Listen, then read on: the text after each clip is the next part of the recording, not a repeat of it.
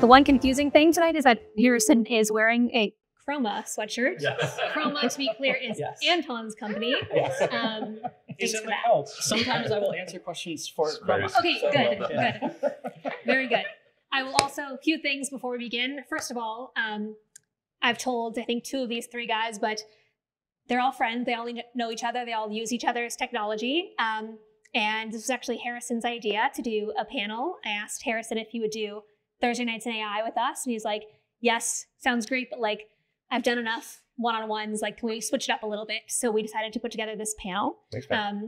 And so they all know each other, which means they can also push each other a little bit. So I've asked all of them, I'll ask you questions and respond for yourself. But Anton, if you need to flag something or push Brian or Harrison to give a more honest or full answer, please do that. We want to mix it up. There are enough fireside chats. There's like 20 AI events every day. We want to make this a little bit spicy and fun. No more fireside chat. Battle Royale. Let's go. Battle Royale. Welcome to the Battle Royale. And then also, quick reminder about the QR codes. Please submit your questions and we'll go into them. For my team, can we start the timer just so I know how much time has elapsed? Okay. All right. So we have a bunch of you, and I want to make sure people have clear ideas of each of the 3 technologies. So let's start with just use cases. Who uses your product and what are they using it for? And I'll start with Harrison. Sure. Yeah. I think developers, both software engineers and then data scientists and machine learning engineers, are using LangChain to help orchestrate a lot of their frameworks. So make it really easy to get started, up and running. And then people are using LangSmith to help go from that kind of like prototype to production. So I think it's very easy to get a Twitter demo that you can put out in 5 minutes, but trying to iterate on the prompts, iterate on kind of like the orchestration logic, and then even just have any idea of like what's going on when I ship something, like, you know, under the hood. Everyone from kind of like startups to larger enterprises are using LangSmith for that particular thing. Got it. And what are they building with it? What's the end product? You know, mostly chatbots. Okay. I think there's a lot of chatbots. Yeah, there's a wide variety of use cases. Okay. But I think we're seeing a lot of like conversational agents, I would say. Okay. And like maybe they're kind of simple ones that have like one tool, like a search tool or a SQL tool. But it's a lot of kind of like conversational still in a chatbot setting, hooked up to 1 or 2. I think if you go beyond that, it's rare to see those. Do you think other things will emerge? Do you think this time next year it'll be far fewer chatbots? I think probably like the percentage of chatbots will go down. Yeah, but I think it's a good UX. You can kind of like, you know, the models still aren't super reliable enough to like just let them run wild. So you can see what's going on. You can correct it. You can give it feedback. I think it is interesting to think about kind of like what a different UI or UX that would allow for those things is. I think something like, you know, a manager kind of like looking over his workers, and he can kind of like see what he's doing and kind of like review their work, and maybe, oh, you messed up this step, go back here. Mm-hmm. And maybe that's less of like a chatbot setting and more of, I don't know what that, I don't think I've seen anything like that. But I like that idea. But yeah, I think we'll still see a lot of chatbots. Anton, you were smiling while he was answering. What do you have to say, please? I was just smiling at the part where the models are not running wild. I think a lot of people are glad of that. All right, Anton, tell us about you. Who's using Chroma? Yeah, look, I think at this point it's fairly clear, like I said earlier, retrieval is a fundamental part of how you build applications with AI. So kind of the most expansive answer is anybody building something as an application with a large language model or another AI in the loop that needs to work with a corpus of data or work with data that you have available. To make that more concrete though, I mean, we've got Chroma being used in everything from like one-day hackathon projects to industry, like commercial deployments where we don't have our open source distributed data plane out yet, but people have hacked it together by like spinning up Chroma in Docker containers and just running it to try to scale it that way. I think one of the things that I'm most proud of is Chroma is being used to advance AI research itself. I mean, we've seen, I'm sure many people here are familiar with the Voyager paper out of NVIDIA research, Dr. Jim Phan's group that uses Chroma under the hood as the storage system and the retrieval system for the skills and situations that that agent learns. And we're hearing similar stories from other AI researchers. And we didn't coordinate with them at all. And I'm very proud to have built something that they chose for that project because it just works off the shelf. Yeah. Awesome. Brian?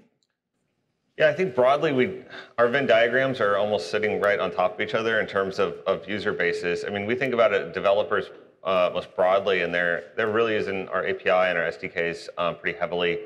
Data scientists who are really using the Python libraries, and increasingly data engineers as well. In terms of the use cases, look, I think most folks are working with like a RAG framework right now instead of inference populating knowledge graphs. But we kind of think of it on the use case side. We don't see as much of it, right? Because we're just on like the data side. But kind of think about it in 4 categories of like ascending levels of difficulty. Like you have like information retrieval and search, and then you have QA, maybe it's a second tier, third tier, might be summarization, and then fourth is like more process automation, right? And there's been a lot of experimentation over the last year around all 4, and a lot of failure and a lot of learning, right? For all of us, like as an industry, on how we can get these things into production. And so I think increasingly we're seeing a lot of folks, focus on the infrastructure layer, get like the data, like the compute layer, the data layer, the model serving layer, and then trying to prototype far more rapidly, like with tools that folks sitting to the left and right of me are developing. And so that's been maybe the common theme of it, especially over the last quarter or 2. All right, all of you guys are building on top of open source technology. I'm curious, what led you to build the confidence and make the decision that, yes, we're building free open source technology at the heart, but this should actually be a for-profit company and we can raise many millions of dollars in venture capital for it. What gave you that confidence to turn it into a company? Brian, I'll start with you. Well, we watched Silicon Valley and they said you want to stay pre-revenue, right? So, no, just kidding. Wonderful. Look, I had like product market fit PTSD from the last company I was at, where we went from project to project. And like, look, historically, like 80, 90, 95% of machine learning initiatives in organizations fail, right? And we wanted to build something that would deliver success. And I thought, like, look, in the first year, the only moat that we're going to build is product market fit. So we're not going to develop anything really secret sauce. We're going to build something that delights users and then points us in the right direction. And so the way that we've positioned what we're building on the open source side and then what we're building on the commercial side is that we want it to be absolutely frictionless for a developer, a data scientist that's trying to get a chatbot going to get clean data, right, for the pilot or prototype that they're engaged with. And so, like, let's make a fabulous suite of tooling for them to accomplish that without needing to swipe a credit card or go into procurement. But then also on the commercial side, let's give them something that's enterprise grade so that when they're ready to graduate into production, they have something that meets their needs, right? And so that's how we're kind of thinking about positioning on it, and then also like the investments in both the commercial and the open source side. That makes sense. I guess before we continue on this question, a good question would be, how many of you 3 make revenue with your products, with your companies? All right, Harrison, Brian? Hell no. All right, a hell no, a hell no for Anton. Yes for Brian, yes for Harrison. Yeah. How much of your focus is on revenue right now? Pause on Anton, because that's 0. I don't get to talk. I don't make any money. You see how it is, capitalism. I'm curious. I'm curious. You guys have some of the most popular open source projects in AI, and a lot of VCs believe that, like, go build something useful and people will pay. I'm curious, how are you thinking about the revenue side of the company, and if you're getting any pressure from your VCs to think about that more? I'm taking notes. Harrison? We have 0 pressure to think about it more. I think the reason that, and maybe answering a little bit of the previous question as well, like LangChain started as a side project while I was at a previous job. It was open source because I didn't think there would be a company around it. Yeah.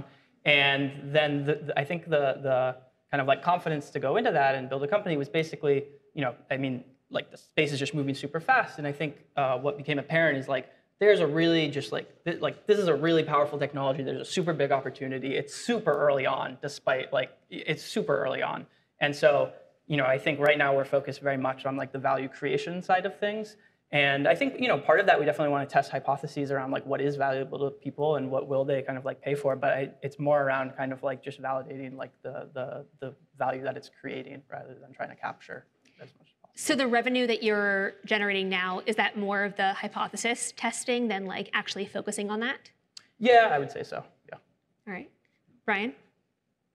We had a board meeting last week, and we had a slide on this board in the board meeting. And I think that like we had consensus here, which is like, you know, we've driven adoption on the unstructured side, and I think we've achieved some milestones that we're all kind of proud of as a team.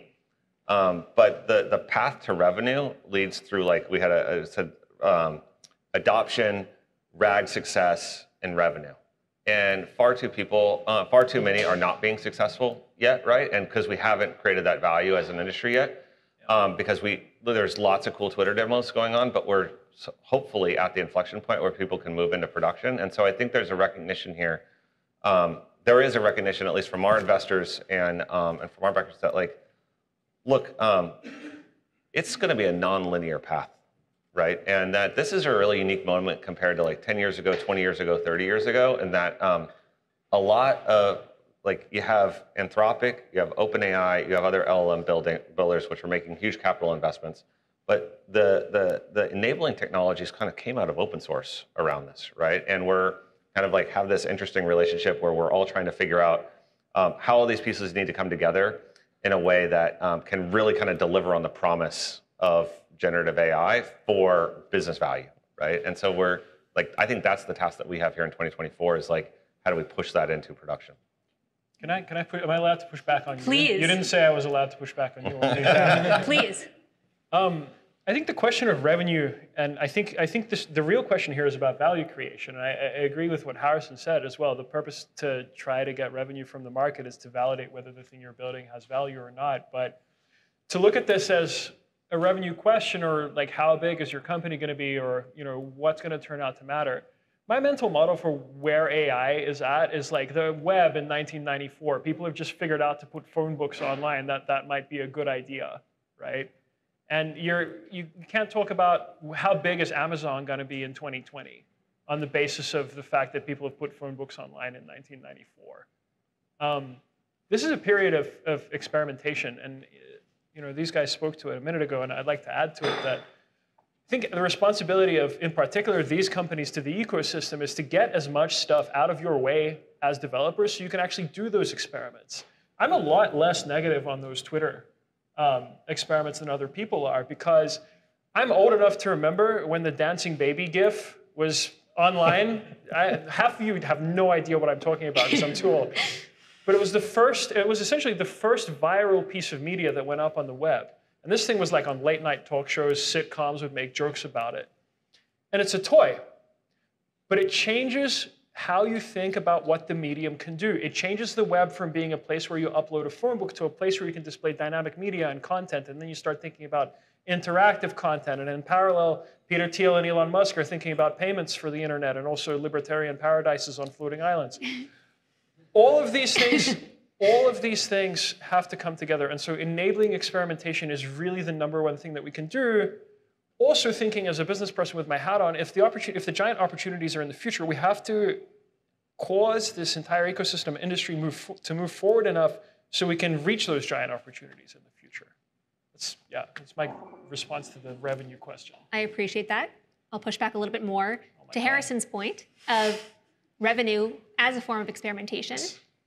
What about that? Isn't revenue useful, at least there? Oh, absolutely. I agree with you. And Chroma is moving towards the first revenue as we launch our cloud product in the next couple of months, and certainly we'll be charging for that, and it's a test. But the aim of the company is not to ramp revenue. Chroma's in this interesting place as a business. On the one hand, we're dealing with a new technology and a new ecosystem, which is getting figured out and built for the first time, and nobody really knows where the value is getting created, although I think it's going to be in business process automation, which is possibly the single most boring opinion about AI you'll hear in San Francisco. So I think it's real, and we're dealing with this new technology. But on the other hand, Chroma is ultimately a data business, and data businesses have a great path to becoming large businesses. So I'm much more interested in what do we need to execute in this ecosystem in the way that this is done to follow that path, and build a generational company. I like it. All right, what is your North Star metric as a company? And I'll start with Harrison. Oh, that's a good question. I think North Star metric is probably based on the number of applications that we see out there, weighted by, I would say, like creativeness and inventiveness times, like, are they actually being used like in production and like actually having value? And I agree that like experimentation is super important. I also agree you want to hopefully see some places where it starts to catch on and people using. So number of applications that we're helping enable. Whether they're using LangChain and not using Langsmith, whether they're using Langsmith and not using LangChain, and with particular kind of like bonus points if it's really creative and future looking. I like it. Brian? Yeah, ours are boring. It's number of files processed, number of folks using us, and then also looking at the usage, kind of the contours of usage, so we can kind of back into like who's actually moved something into production. We can kind of see the success there, and there's a lot of smaller LLM-enabled startups that are having that are moving like a ton of volume through us, and we could see that they're commercializing, they're being successful, they're turning into larger businesses. That's that RAG success, or at least like Gen AI success that they're having, and so that's what we're looking at, like in the data, day in and day out. Right. I mean, Chroma is more purely something that you install on your machine. We have telemetry, which is well documented. We see what people are doing. I think, I mean, in purely sort of empirical terms, it's seeing the number of people who spin up a Chroma instance, fill a collection, and then go on to query it and then continue querying it. Right? It's a fairly straight sort of user acquisition and then retention set of metrics. But again, we sort of get most excited by the same sort of stuff that Harrison talks about, creativity and real production deployments where people are clearly getting value out of this. I'm actually also super bullish on these like chat with your documents applications. I think it's hugely useful. Yeah.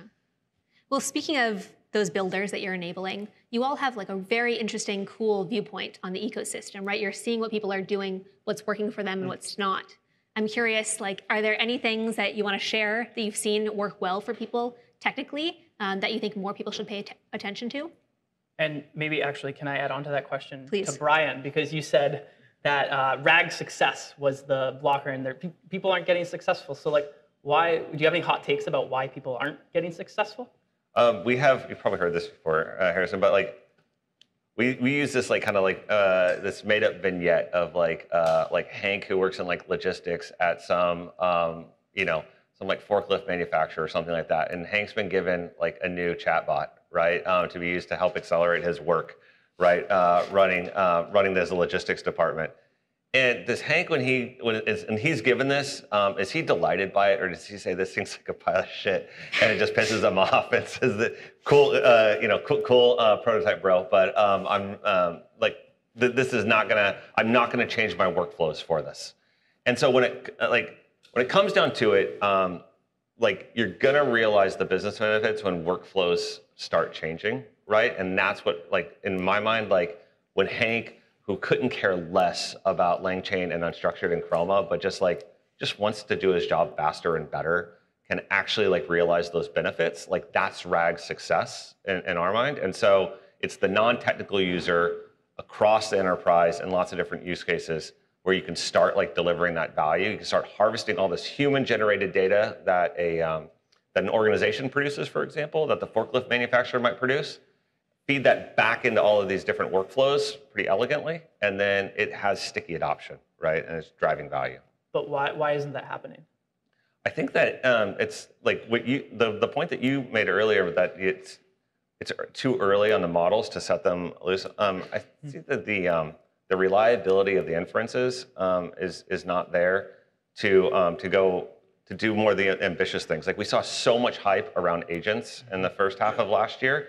And there were companies like Adept, and I'm not saying anything bad about Adept, but really tall ambitions, right? And the models weren't they weren't sophisticated enough. They weren't sufficiently performant to support the those ambitions. And we're going to get there, right? But around like the multi-stage agent-driven processes where you're going to start seeing that, I think the vision is there, but at least on the LLM side, on the folks that are providing those huge capital investments, we're going to have to go a generation or two further ahead on the model side, and then also refine the architectures so that we can drive that reliability and the performance.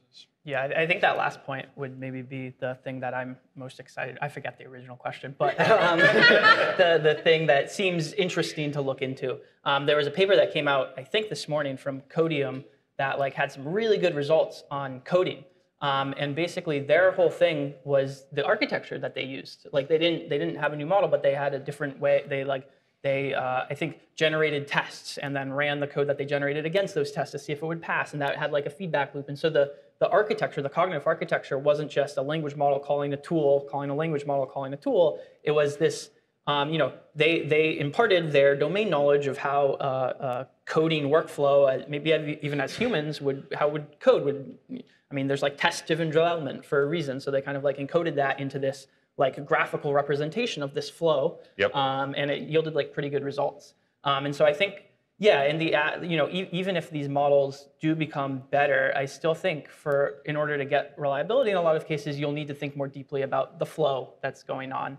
And then the second thing I would say is also just thinking really creatively about different UXs to have. There's a lot of shortcomings of LLMs, but they're also good. And so if you communicate that well to the user, then maybe it's acceptable. And how do you communicate that well? And I think when I talk to a bunch of people these days, a lot of it's around UX things that they're trying to experiment with. Anton? Look, something that we've been saying since February when we launched is simple vector search is never going to be enough to make retrieval work robustly in the AI context. You can't just expect to embed a document or a document passage in a query and have your application work robustly out of the box. Now, at the same time, Chroma's kind of entire mission is that developers shouldn't think about the retriever at all. It shouldn't be complex for them, and we're looking at the best approaches to solving a lot of these problems and then just shipping them directly into the product. This year, we're spinning up our applied research competency, looking directly at applications of AI in retrieval. And what's interesting is information retrieval is by no means a new domain of research or science, right? But the thing is, it's kind of been this dusty corner of natural language processing for 2 or 3 decades. And the reason for that is mostly because the applications of information retrieval advances have been either the sort of companies that needed large-scale recommender systems, so you're looking at Amazon, Spotify, Pinterest, or web-scale search in Google. And there's only so many of those that can exist because they're very much like aggregator companies. And now, every single AI application has an information retrieval component. So not only is the problem surface area now much larger because these information retrieval systems are being deployed in many more domains, but the interest and the return of investment on working in these problems is much, much higher. And so I expect, and plus we have brand new tools, right? We have general purpose natural language understanding systems, which are the same LLMs that we're using to start doing some of this process automation. That's very exciting. That just blows the lid right off what's possible. And we intend to contribute to that and figure out how to solve some of these problems beyond vector search. Awesome. Thank you all for that. We're going to switch into a rapid fire session in the last 10 minutes, and then we'll go to the audience Q&A. All right. I'll just point for who will start. One AI company you're bullish on, present company excluded. Brian. I love the work that Mistral's doing. Mistral. Yeah. I love it. Yeah. Harrison. You're allowed to say OpenAI if you want, but I'll say the Fireworks AI. Fireworks AI. Yeah. Okay, what's that? Open source model hosting, fine tuning, creators of PyTorch. All right, Mistral, Fireworks, Anton. Since I can't cop out, I am going to name a specific division of one company. I think Google Brain Robotics does excellent work. Google Brain Robotics. Yeah, I'll allow it. And specifically in the fact that they are probably in the lead in understanding how we can use large language models in a physical computing context. And they've put out just a fantastic work over the last 12 months. I love to see what they're doing.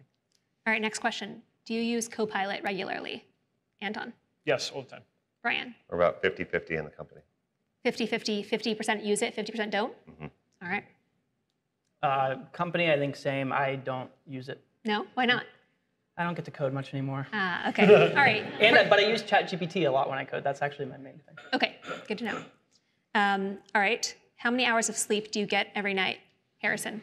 7 to 8.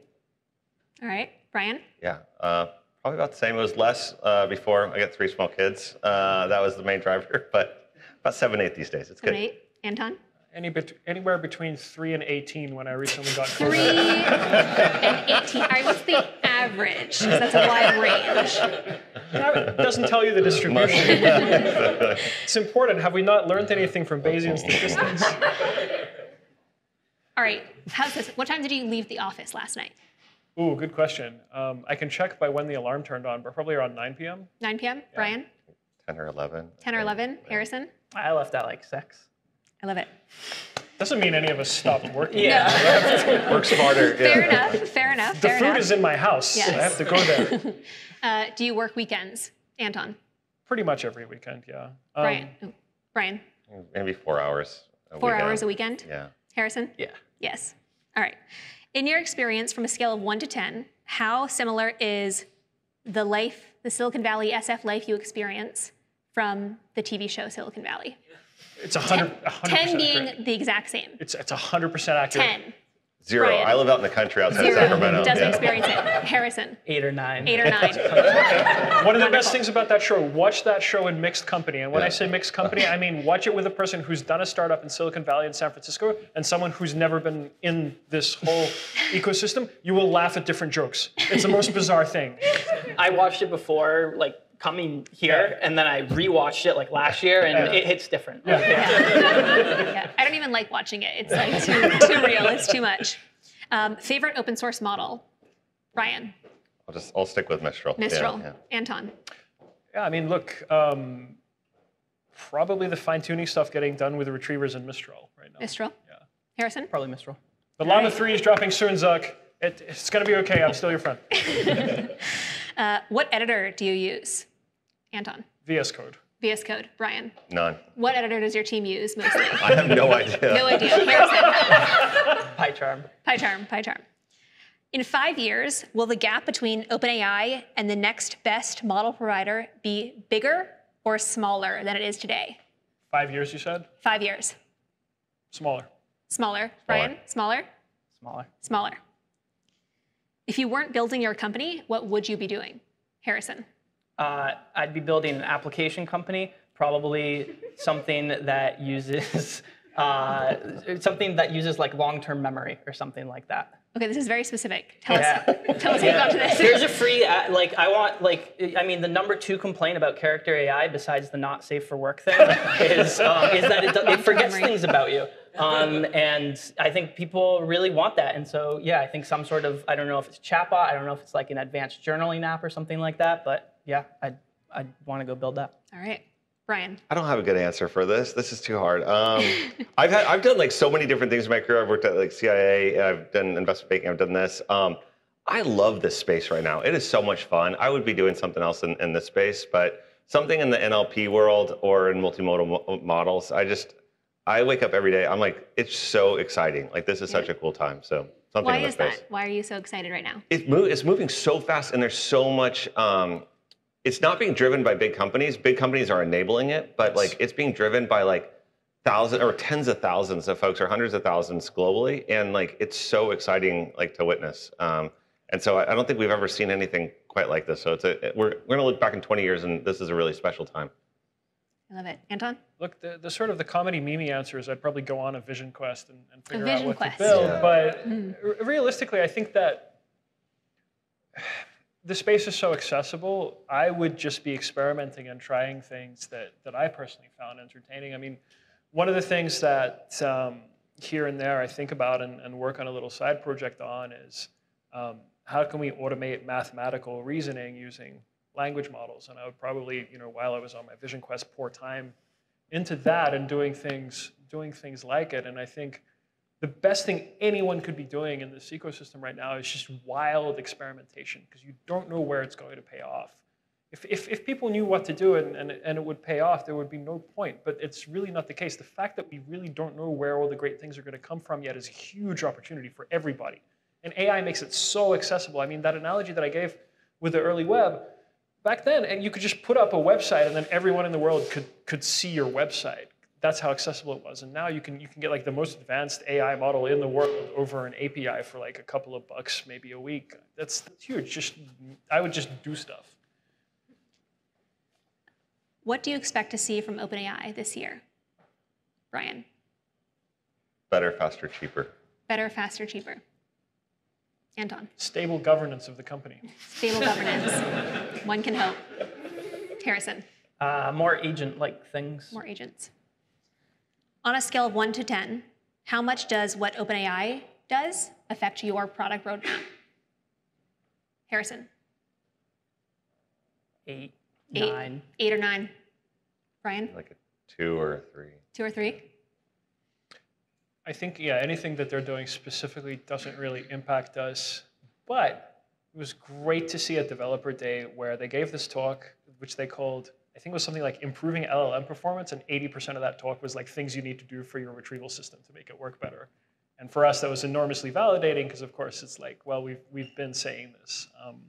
So we pretty much stay the course, and it's more like, I don't know, maybe what Chroma's doing influences OpenAI. Ah, I should have had Makes that you question think. in here. I love it. What's one of the best pieces of advice you've gotten, either in your founding journey or just your life? Brian? My father-in-law gave this to me a few years back. He's like, bet on yourself and bet on yourself early. And I had never done anything entrepreneurial before. And that was really formative for me and kind of like giving me the confidence to go and give this a shot. Yeah, bet on yourself. Yeah. Anton? Yeah, one of our investors, Nat Friedman, said to me, before you do the radical thing, you got to get permission from your users, which means like, yeah, have these big ambitious goals for what the future could be like, but make sure that the people you're building for support you in doing that, right? And you got to deliver something that they want now, which is why we spent 12 months calling Chroma a vector database, because we're not. We're a retrieval company for AI. But in order to get it into people's hands, we had to call it a vector database. So, yeah. Harrison, best piece of advice? I think my parents have always told me to, do something that I enjoy doing, and I love what I'm doing right now. So. Nice. All right. Flipping it, worst piece of advice you've got. Harrison? Worst piece of advice.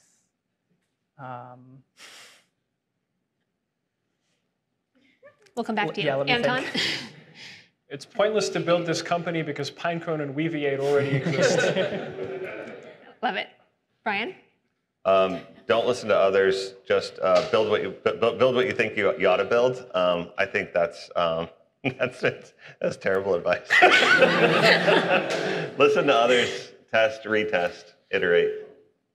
All right, Harrison? I think some early conversations with VCs who were thinking about how to monetize. It's really important.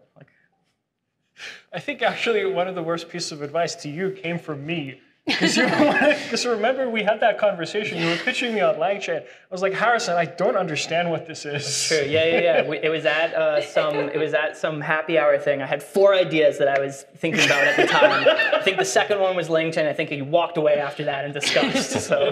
No, it wasn't disgust. I got distracted possibly. But yeah, that was a terrible piece of advice to give to Harrison.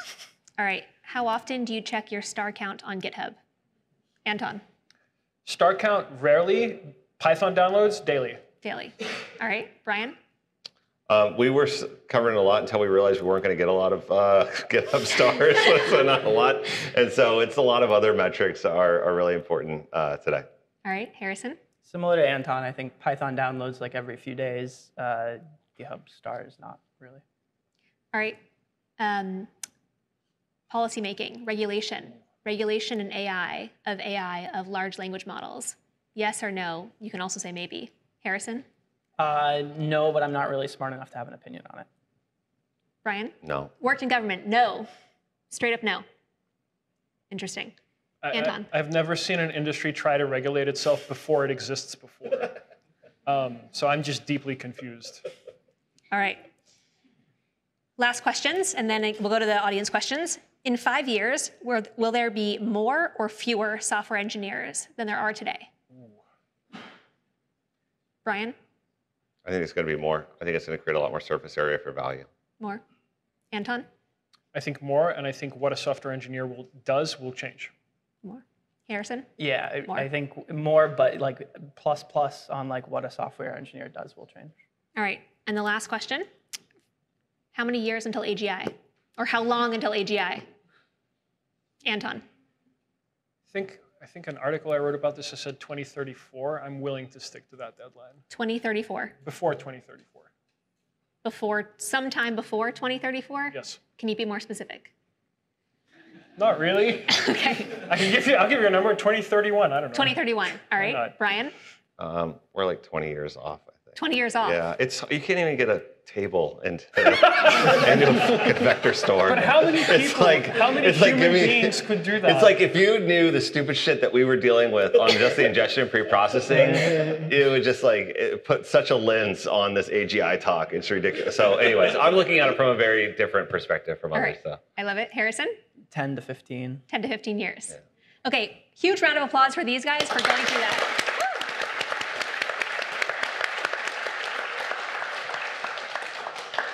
All right. Now the spicy audience questions. Yes, now the spiciest part. All right, I will go with, to begin, with Darshal. I'm going to just be terrible with these names. Darshal, if you want to stand up, we'll get you a mic. All the way in the back, last row. So for unstructured, I wanted to ask about one particular problem we're facing for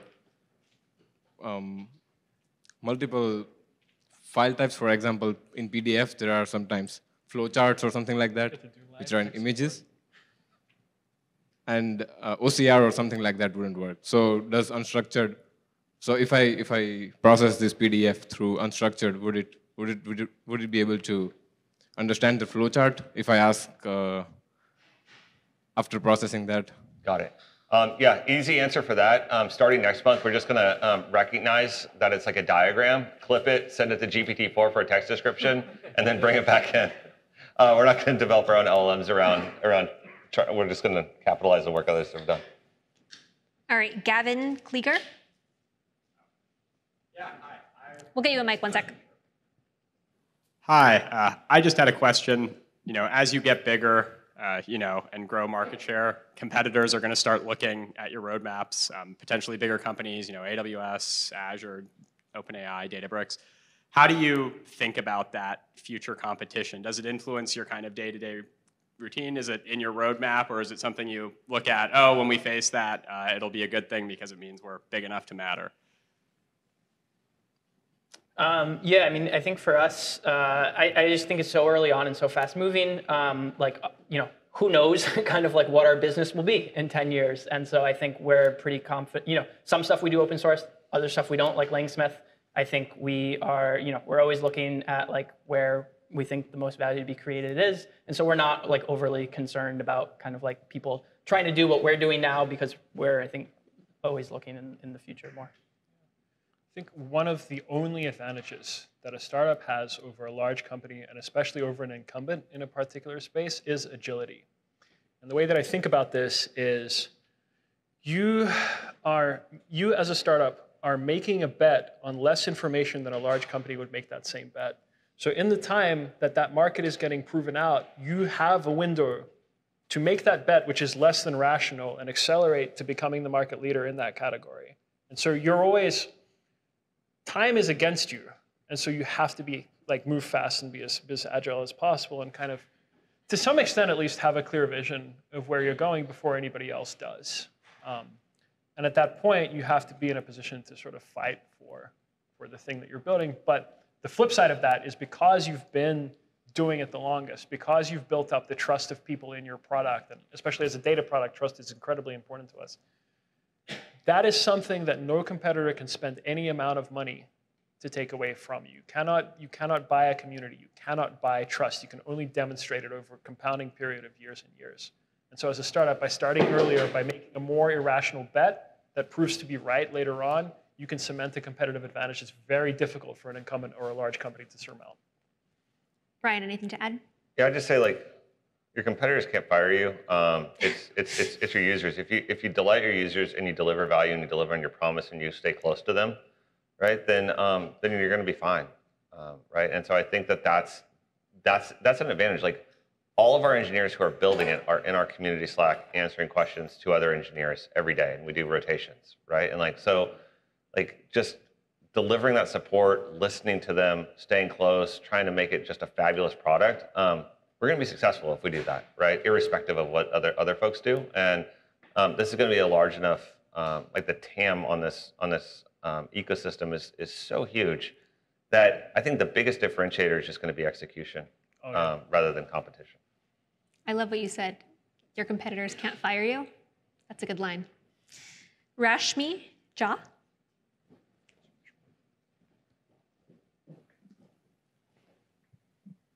Hello. I started thinking about this after the LangSmith demo, particularly the observability features. But I was wondering what y'all think, or if you have any visions for the role of open source AI in facilitating interpretability or like safe development of AI. I mean, I think it's super important. I think ultimately,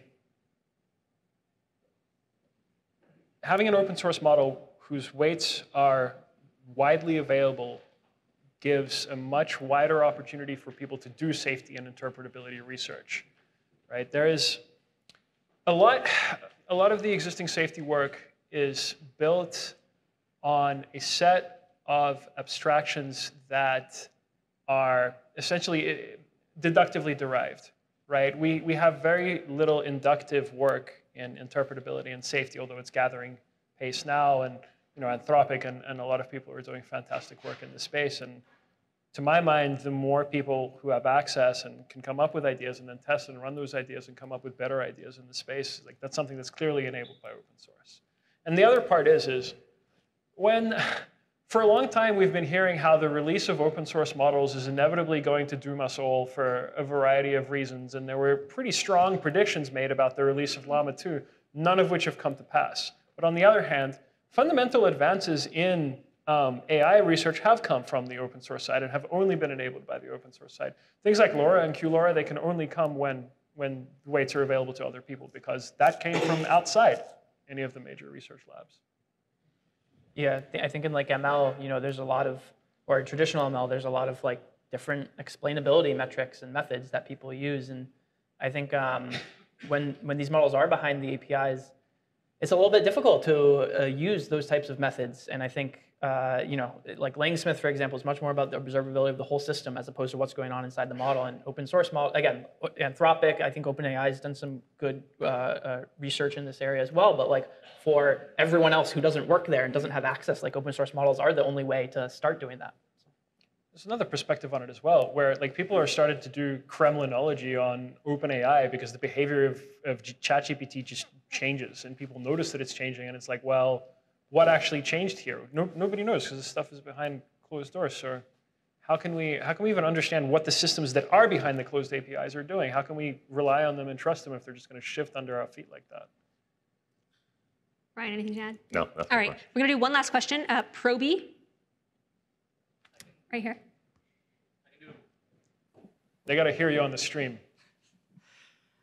Okay, I have multiple, but I think one that would be interesting to close is what do you think makes like a great founder great? Like, what are the excellence vectors that manifest themselves and how a great company is built? And what's one founder that you guys like model yourself after in terms of like styling of building and leading a great company? That's a hard one.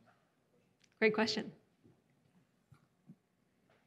I think it honestly probably depends a little bit on the industry and the market that you're in. But I think like for this, maybe one common thing is I think like having a really good like sense of product, sense of storytelling, sense of design all around that is like really important, because it's kind of, like I think a lot about product. That's kind of like what I enjoy doing. And so I I think that's super important. Being able to tell that story, understand that story, empathize with users, see where they're coming from. I don't know. I wouldn't say, I definitely don't model myself after him, but I think because I just don't know enough about him. But I think I heard Brian Chesky speak once, and I think he spoke really eloquently about the power of storytelling and design and stuff like that. And so I admired that a lot. Brian? On the attribute side, I think that founders who have a really good sense from a market perspective of a problem in search of technology are typically more successful than folks who are trying to find problems based on technology. And early on, it's kind of difficult to differentiate, but those that are really close to customers and really close to use cases and have lived experiences in these areas typically are best able to balance and achieve kind of those attributes that Harrison was describing. I think on an interpersonal level, on a leadership level, I think Steve Kerr and Pete Carroll as coaches and others, just that servant leadership type approach. It's just when you have a small team and you're all just working really, really long hours and you got lots of big incumbents and big competitors, right? It just takes certain personality dynamics, right? Or certain attributes to navigate that and to create you got this little smoldering fire and to try and grow it into something larger, right?